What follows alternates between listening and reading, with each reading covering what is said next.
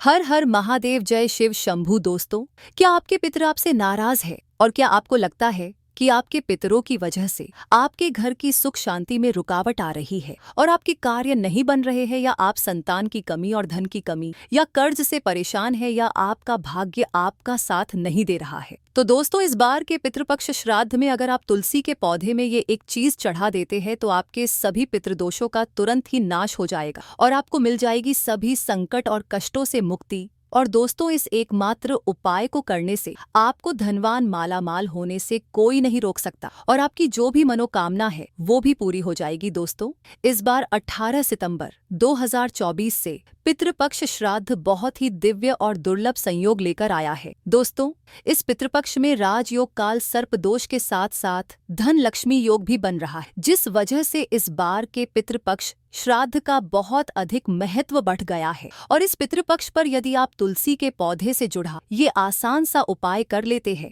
तो आपकी सभी समस्याओं का तुरंत ही अंत हो जाएगा। इसलिए दोस्तों, वीडियो को आखिर तक जरूर देखें। और अगर आप भी अपने जीवन में महादेव की कृपा पाना चाहते हैं और पितरों का आशीर्वाद पाना चाहते हैं तो वीडियो को लाइक करके कमेंट में हर हर महादेव लिखना न भूले। दोस्तों, पितृपक्ष भाद्रपद माह की पूर्णिमा से शुरू हो जाते हैं और आश्विन मास की अमावस्या पर समाप्त होते हैं। अश्विन मास की अमावस्या को सर्वपितृ अमावस्या कहा जाता है। पितृपक्ष पूरे 16 दिनों के होते हैं। इन्हें श्राद्ध पक्ष और कनागत भी कहा जाता है। पितृपक्ष पितरों को समर्पित होते हैं। पितृपक्ष पूर्वजों के प्रति सम्मान और श्रद्धा के प्रतीक है। इस दौरान पितरों के निमित्त ही कार्य किए जाते हैं। किसी भी तरह का शुभ कार्य, विवाह, मुंडन, गृह प्रवेश आदि वर्जित रहते हैं। शास्त्रों के अनुसार पितृपक्ष अपने पूर्वजों के प्रति श्रद्धा भाव दिखाने का समय होता है। पितृपक्ष में पितरों के लिए तर्पण और पिंडदान किया जाता है। मान्यता है कि श्राद्ध पक्ष में पितृलोक से किसी न किसी रूप में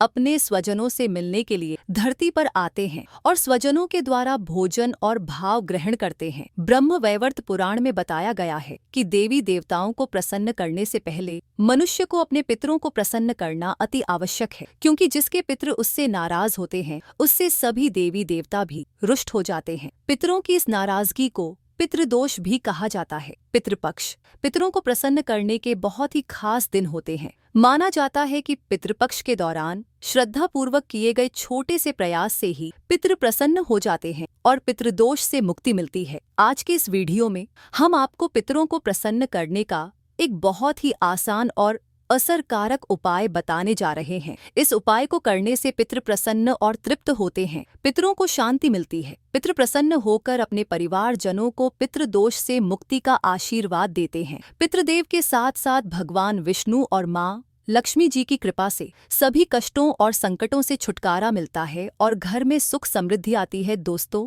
इस उपाय को सही प्रकार से करने के लिए आप हमारे इस वीडियो को एंड तक अवश्य ही देखें। और आगे बढ़ने से पहले आपसे रिक्वेस्ट करते हैं कि वीडियो को लाइक जरूर करिएगा, दोस्तों को शेयर कर दीजिएगा। और अगर आपने अभी तक चैनल को सब्सक्राइब नहीं किया है तो चैनल को सब्सक्राइब करके बेल आइकॉन जरूर दबाइएगा। तो आइए जानते हैं इस उपाय के बारे में। दोस्तों, वैसे तो इस उपाय को आप पितृपक्ष में किसी भी दिन कर सकते हैं, लेकिन इस उपाय को पितृपक्ष में आने वाले गुरुवार और एकादशी के दिन अवश्य ही करना चाहिए, क्योंकि गुरुवार और एकादशी का दिन भगवान श्री हरि विष्णु को समर्पित है। और शास्त्रों में बताया गया है कि भगवान विष्णु जी ही पितृदेव है, यानी कि पितरों को प्रसन्न करने के लिए भगवान विष्णु जी को प्रसन्न करना अति आवश्यक है। गुरुवार और एकादशी के साथ साथ इस उपाय को पितृ अमावस्या, जिसे सर्वपितृ अमावस्या भी कहा जाता है, उस दिन अवश्य ही करना चाहिए, क्योंकि सर्वपितृ अमावस्या पर सभी पितरों के निमित्त श्राद्ध तर्पण किए जाते हैं। सर्वपितृ अमावस्या पर पितरों के निमित्त किए गए पूजा से सभी पितृ प्रसन्न हो जाते हैं और पितृदोष से मुक्ति मिलती है। तो आइए जानते हैं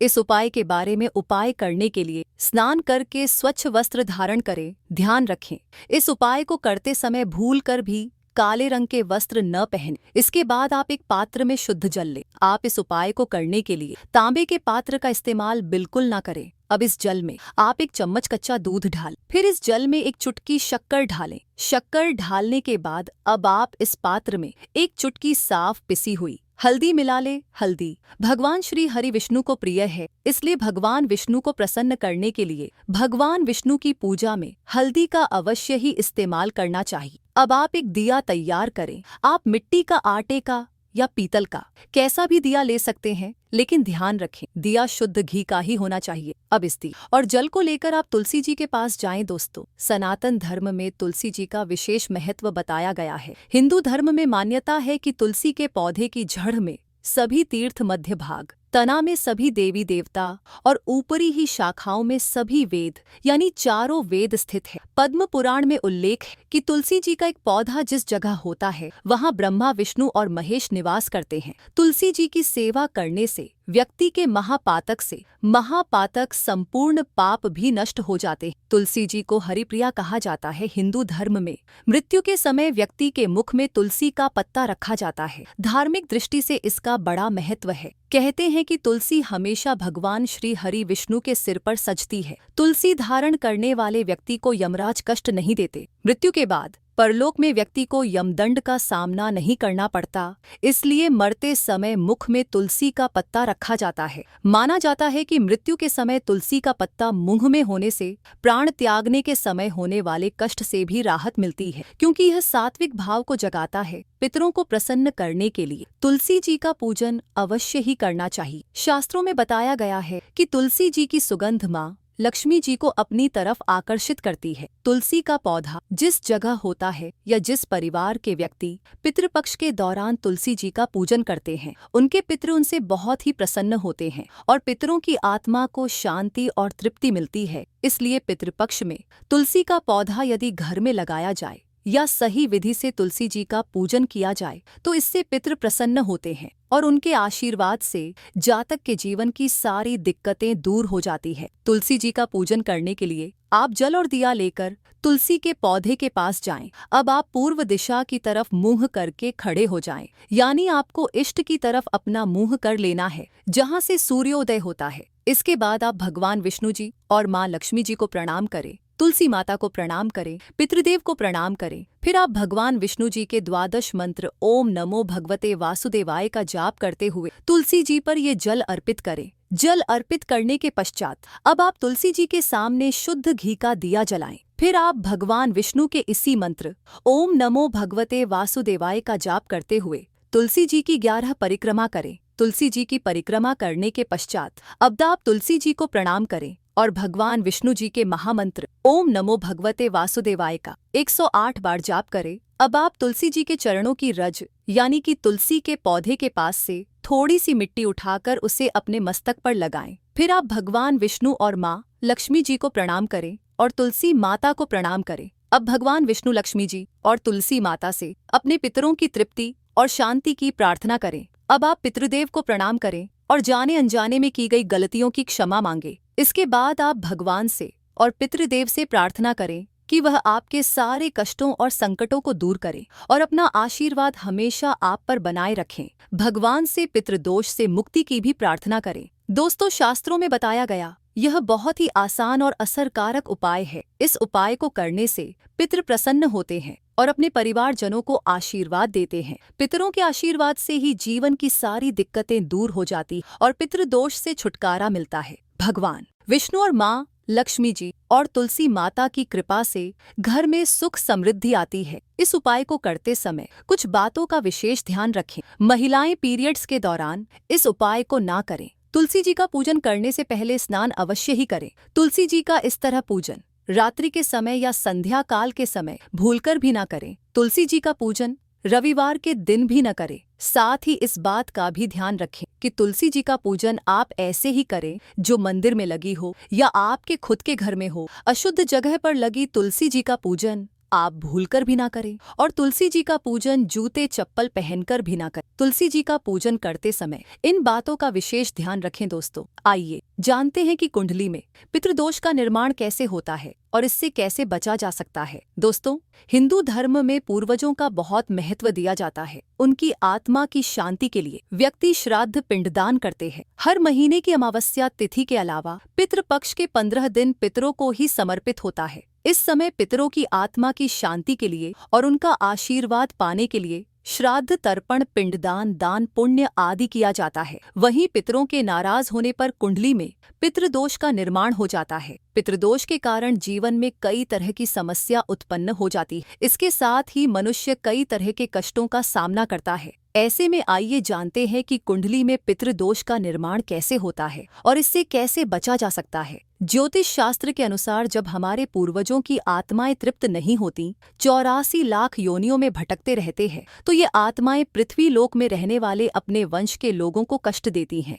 इसी कष्ट को ज्योतिष शास्त्र में पितृदोष कहा गया है। मान्यताओं के अनुसार मृत्युलोक से हमारे पूर्वजों की आत्माएं अपने परिवार के सदस्यों को देखती रहती हैं। जो लोग अपने पूर्वजों का अनादर, उनके बताए गए रास्ता पर नहीं चलते हैं या उन्हें कष्ट पहुंचाते हैं, जिस कारण इससे दुखी दिवंगत आत्माएं उन्हें शाप देती हैं, इसी शाप को पितृदोष माना जाता है। ज्योतिष शास्त्र के अनुसार जब किसी व्यक्ति की कुंडली के लग्न भाव और 5वें भाव में सूर्य, मंगल और शनि विराजमान होते हैं तो पितृदोष का निर्माण हो जाता है। इसके अलावा कुंडली के अष्टम भाव में गुरु और राहु एक साथ आकर बैठते हैं तो भी पितृदोष का निर्माण होता है। जब कुंडली में राहु केंद्र में या त्रिकोण में मौजूद होता है तो पितृदोष बनता है। इसके अलावा जब सूर्य, चंद्रमा और लग्नेश का राहु से संबंध होता है तो जातक की कुंडली में पितृदोष बनता है। जब कोई व्यक्ति अपने से बड़ों का अनादर करता है या फिर उसकी हत्या कर देता है तो ऐसे व्यक्ति को पितृदोष लगता है और जीवन नरक बन जाता है। जब किसी व्यक्ति की कुंडली में पितृदोष का निर्माण होता है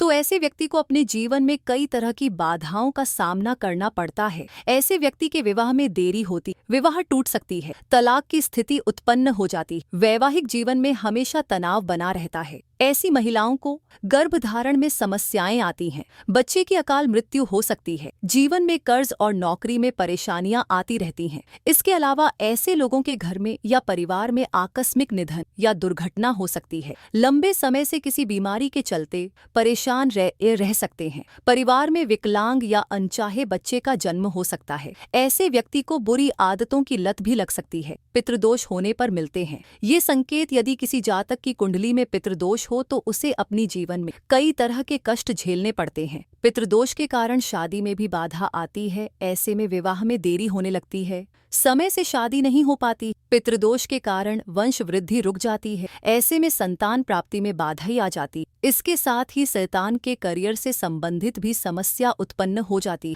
अगर किसी जातक के कुंडली में पितृदोष होता है तो वह कई तरह की बीमारियों से ग्रसित हो जाते हैं। समय समय पर उनका सेहत बिगड़ने लगता है। धीरे धीरे वह मानसिक तनाव में आना शुरू हो जाते हैं। पितृदोष से मुक्ति के लिए करें उपाय। पितृदोष धन हानि और परिवार की तरक्की में रुकावट का कारण बनता है। कई कोशिशों के बाद भी व्यक्ति को सफलता नहीं मिल पाती है। पितरों के नाराज होने से व्यक्ति कंगाली की ओर चला जाता है। इसके साथ ही परिवार को आर्थिक तंगी का भी सामना करना पड़ता है। पितृदोष के कारण पारिवारिक कलह बनने लगते हैं, घर में झगड़े होते हैं। यदि बार बार बिना कारण के घर में झगड़े हो रहे हों तो यह पितरों की नाराजगी का संकेत माना जा सकता है। पितृदोष होने के कारण परिवार के सदस्यों के बीच तनाव की स्थिति बन जाते हैं। इसके साथ ही कोई न कोई सदस्य हमेशा बीमार रहता है, किसी बड़ी बीमारी से ग्रस्त रहता है। पितृदोष होने से जातक के रोजगार में बाधा आती है, उन्हें मन मुताबिक नौकरी नहीं मिल पाती। पितृदोष से मुक्ति के लिए करें ये आसान उपाय। पितृदोष से मुक्ति पाने के लिए प्रतिदिन पीपल के पेड़ में जल चढ़ाना चाहिए। जल में काले तिल को मिलाकर दक्षिण दिशा में अर्घ्य देने से भी पितृदोष से मुक्ति मिलती है। अमावस्या और पितृपक्ष में श्राद्ध, पिंडदान आदि कर्म करने से भी पितृदोष से मुक्ति पाया जा सकता है। इसके साथ ही इस उपाय को करने से न केवल पितृदोष से मुक्ति मिलती है, साथ ही इससे पितर भी प्रसन्न होते हैं। पितृदोष को दूर करने के लिए पितृपक्ष में स्वर्ण दान करना भी सबसे लाभकारी माना जाता है। कुंडली में पितृदोष से मुक्ति के लिए व्यक्ति को अपने घर में हर अमावस्या पर श्रीमद् भागवत के गजेंद्र मोक्ष अध्याय का पाठ करना चाहिए। पितृदोष से मुक्ति के लिए जरूर करें। ये काम प्रत्येक चतुर्दशी, अमावस्या और पूर्णिमा के एक दिन पहले पीपल पर दूध चढ़ाना चाहिए। ऐसा करने से न केवल पितृदोष से छुटकारा मिलेगी बल्कि काल सर्प दोष से भी मुक्ति मिलेगी। यदि कुंडली में पितृदोष बन रहा हो तो जातक को अपने घर की दक्षिण दिशा की दीवार पर अपने स्वर्गीय परिजन का फोटो लगाकर उस पर हार चढ़ाना और रोज उनकी पूजा करके उनसे आशीर्वाद प्राप्त करना चाहिए। इससे नाराज पितर प्रसन्न हो जाते हैं। पितृदोष के उपाय के लिए व्यक्ति को काले कुत्ते को उड़द के आटे से बने रोटी हर शनिवार को खिलाने से शनि राहु केतु तीनों ग्रहों का नकारात्मक प्रभाव कम होता है और साथ ही मनुष्य पितृदोष से मुक्ति पा लेता है। पितृदोष को कम करने या मुक्ति पाने के लिए सर्व पितृ अमावस्या पर पितरों को खुश करने के लिए उनके चित्र पर पुष्प अर्पित करना चाहिए। आप अपनी राशि के अनुसार पितृदोष निवारण के उपाय करके दोष का निवारण कर सकते हैं। राशि के अनुसार करें श्राद्ध मेष। इस राशि के जातक श्राद्ध पक्ष के दौरान रांगे की धातु से बना सिक्का पानी में प्रवाहित करें। साथ ही श्राद्ध पक्ष प्रतिपदा के दिन अपने परिजनों के नाम से गरीबों को भोजन करवाएं। वृषभ, इस राशि के जातक श्राद्ध पक्ष में किसी भी दिन बटुक भैरव मंदिर में जाकर दही गुड़ का भोग लगाएं। पितरों के नाम से 21 बच्चों को भोजन कराकर उन्हें सफेद वस्त्र भेंट करें। इससे पितृदोष खत्म होता है। मिथुन, इस राशि के जातक पितृदोष से मुक्ति पाने के लिए इस बार पितरों के नाम से श्राद्ध पक्ष में किसी भी दिन पक्षियों को बाजरा खिलाएं, उनके पानी की व्यवस्था करें। इसके साथ ही किसी सार्वजनिक स्थान पर प्याऊ लगवाएं। कर्क, इस राशि के जातक श्राद्ध पक्ष के किसी भी दिन 400 ग्राम साबुत बादाम बहते पानी में प्रवाहित करें, शिवलिंग का दूध से अभिषेक करें और गरीबों को दूध चावल से बनी खीर बांटें। इससे पितृदोष से मुक्ति मिलेगी। सिंह, इस राशि के जातक श्राद्ध पक्ष में गरीबों को यथाशक्ति सूखे अनाज का दान करें और उन्हें पीले रंग के वस्त्र भेंट करें। स्वयं प्रतिदिन तुलसी के पौधे में जल चढ़ाएं। कन्या, इस राशि के जातक पूरे श्राद्ध पक्ष के दौरान सुंदरकांड का पाठ करें और अंतिम दिन यानी सर्वपितृ अमावस्या के दिन गरीब और अनाथों को भोजन वस्त्र भेंट करें। खासकर दिव्यांगों को भोजन जरूर करवाएं।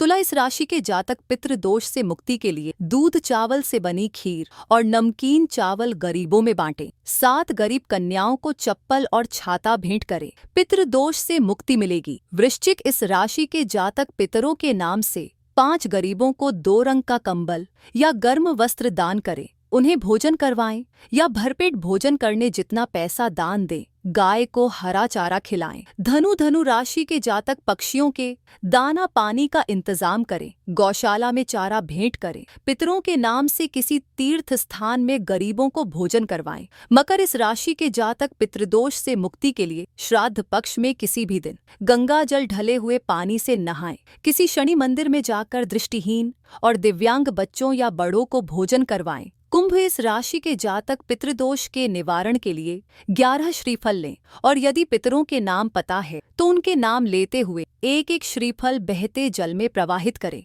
गरीबों को पवित्र नदी के किनारे बैठाकर भोजन करवाएं। मीन, इस राशि के जातक श्राद्ध पक्ष के किसी भी दिन गरीबों को दूध या मावे से बनी खाने की वस्तुएं भेंट करें। गाय जिसका हाल ही में बच्चा हुआ हो उसे हरा चारा खिलाएं। गौदान भी किया जा सकता है। तो दोस्तों, आशा करते हैं पितृपक्ष से जुड़ी ये सभी जानकारी आपको पसंद आई होगी। अगर आपको वीडियो अच्छा लगा हो तो वीडियो को लाइक जरूर करें और चैनल को सब्सक्राइब करना न भूलें। हर हर महादेव, जय शिव शंभू।